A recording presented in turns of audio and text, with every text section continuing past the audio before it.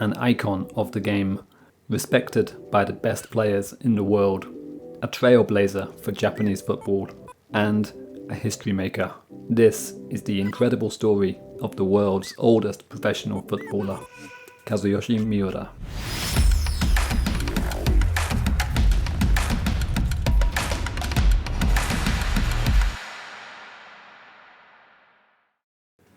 On February 26, 2021, Kazuyoshi Miura will turn 54.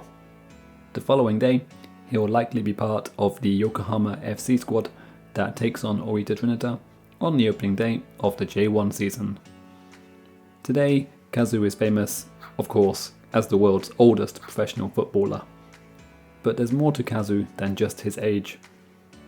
Since making his professional debut in the 1980s, he's played football in 5 different countries, represented his country at international level, and redefined the career of a footballer.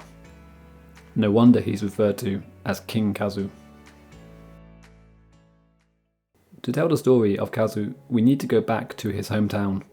And fittingly for a player who went on to become a legend of the game, Kazu is from Japan's football kingdom, Shizuoka. This prefecture under the shadow of Mount Fuji has some of the country's most successful high school teams. It's a production line of quality players and home to some of the most iconic and successful teams in Japanese football. Kazu attended Shizuoka Gakuen High School, whose football team has won the All Japan High School Tournament twice. But Kazu stayed here for less than 1 year, leaving in 1982 to embark on a journey that would lead him to greatness. At the age of 15, he left Japan and moved to Brazil.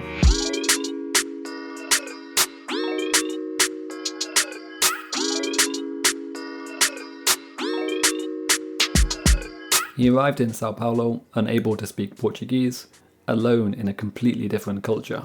His first move was to sign for Club Atlético Juventus, where he lived in a dormitory as the only Japanese player. Understandably, this was a tough time for Kazu. But these 4 years with Juventus were a defining period. He learnt Portuguese, adapted to the Brazilian style of football, and then signed for a giant of the game, Santos.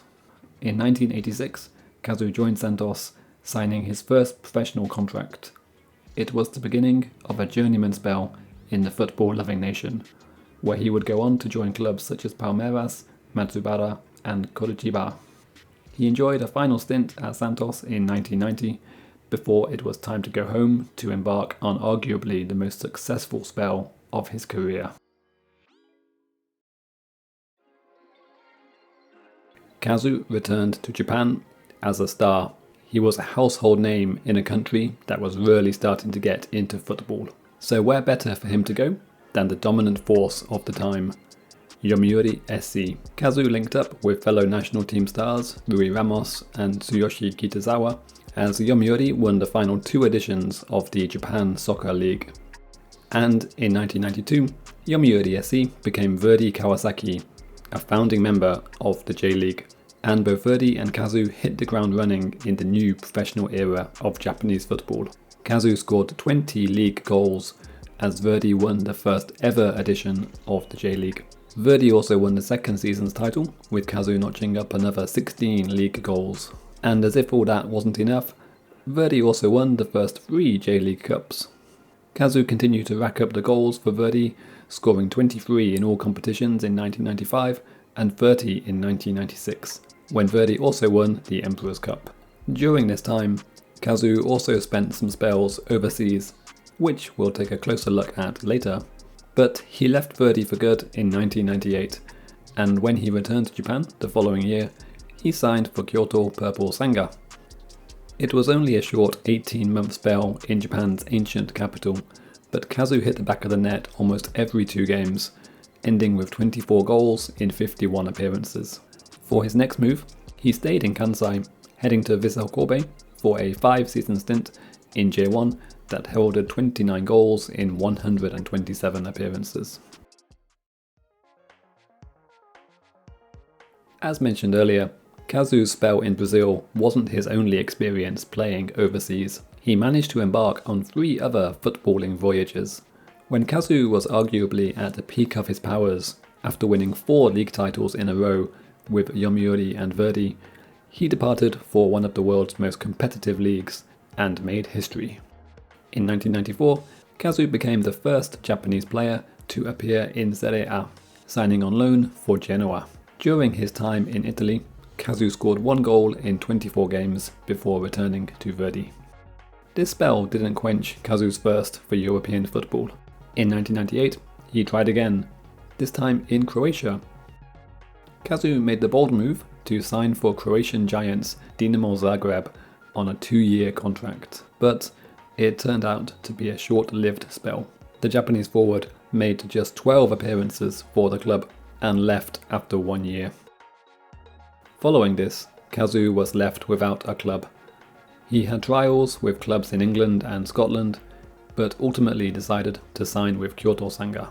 His final, well, so far anyway, foray overseas came in 2005 with a short loan spell in Australia, playing for Sydney FC in the A-League. Kazu arrived on a special guest player scheme that was limited to just 4 games. But the legend of Japanese football captured the imaginations of Sydney FC fans, and he made quite an impact on the pitch, scoring twice in the game against Adelaide. It was a short but sweet spell that showed Kazu, then 38 years old, still had the ability to play at a high level. At a glance, Kazu's national team record is impressive. He played 89 times for Japan and scored 55 goals. But there were 2 moments that overshadowed his achievements. The first came in 1993 and the game known in Japan as the Agony of Doha, or, if you're South Korean, the Miracle of Doha. Heading into the final round of games of Asian qualification for the 1994 World Cup, Japan had to beat Iraq to be sure of securing a first ever trip to the finals. And Kazu did his part, putting Japan ahead after 5 minutes. Ahmed Radi equalised for Iraq in the 54th minute, but Gon Nakayama put Japan back into the lead in the 69th minute. Heading into stoppage time, Japan led 2-1. The other games had just finished. South Korea beat North Korea 3-0, and Saudi Arabia had edged Iran 4-3. Japan just had to hold on to the win to ensure qualification. As the game ticked into stoppage time, Iraq forced a corner. They played it short, got the ball into the box, and Jafar Omran Salman headed home. It was pretty much the last action of the game. Japan missed out on USA 94 despite being seconds away from qualification. And for Kazu, this wouldn't be the only time he'd miss out on a World Cup. In qualification for the 1998 tournament, Kazu scored 14 times as Japan banished the ghosts of Doha to reach the World Cup for the first time. But Kazu wouldn't be going as he was left out of the squad for the finals by coach Takeshi Okada. After hearing the news, Kazu dyed his hair blonde and returned to Japan, giving a press conference to express his pride at having represented Japan.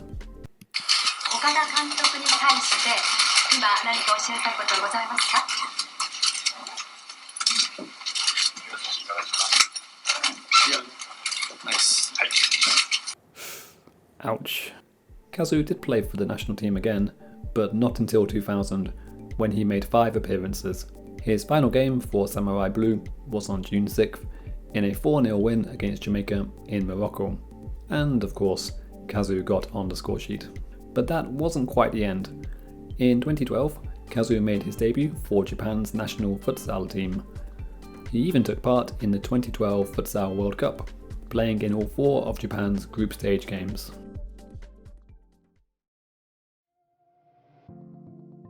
Today, Kazu is a famous face at Yokohama FC.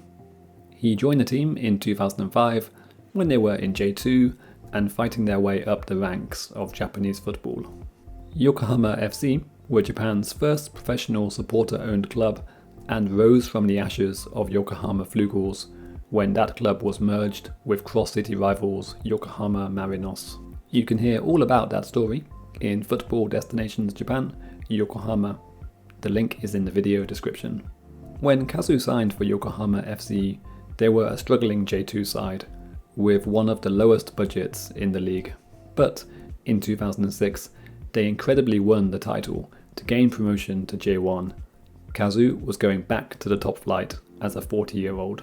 Yokohama FC's first attempt at J1 lasted just one season, but Kazu stayed with the club and went on to rewrite the record books. On March 5, 2017, he surpassed Sir Stanley Matthews as the oldest professional footballer at the age of 50 years and 7 days. 1 week later, he broke another of Matthews' records, netting against the Sparku Satsuma to become the oldest goalscorer in professional football.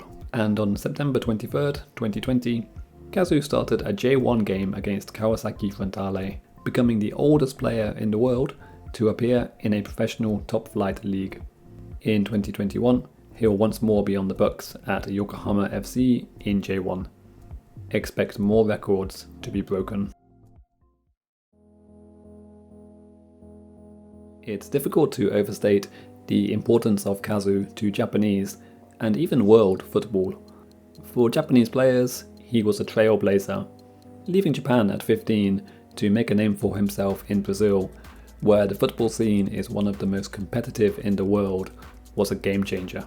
His return to Japan came at the perfect time, with Kazu's star power, goal-scoring ability and flair being the perfect match for the brave new world of the J.League.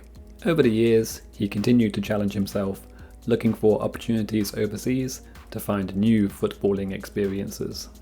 Of course, there were stumbles and setbacks along the way, but not so many when you consider that his professional football career is about to enter its 34th year. Some may sneer at Kazu today, accusing him of devaluing the J-League by continuing at such an advanced age.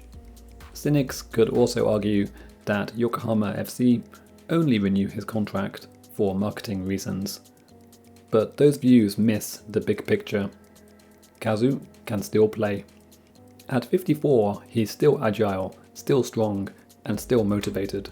Young players at Yokohama FC can all gain from his experience and work ethic. They'll know that if they're committed and dedicated, that they too can enjoy long careers in the game.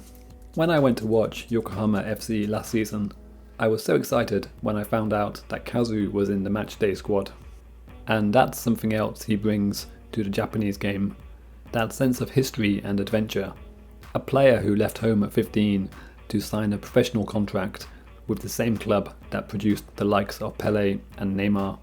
A player who starred in the very first season of the J-League, and a player who has gone on to break seemingly impossible records. So here's to King Kazu. Long may his reign continue.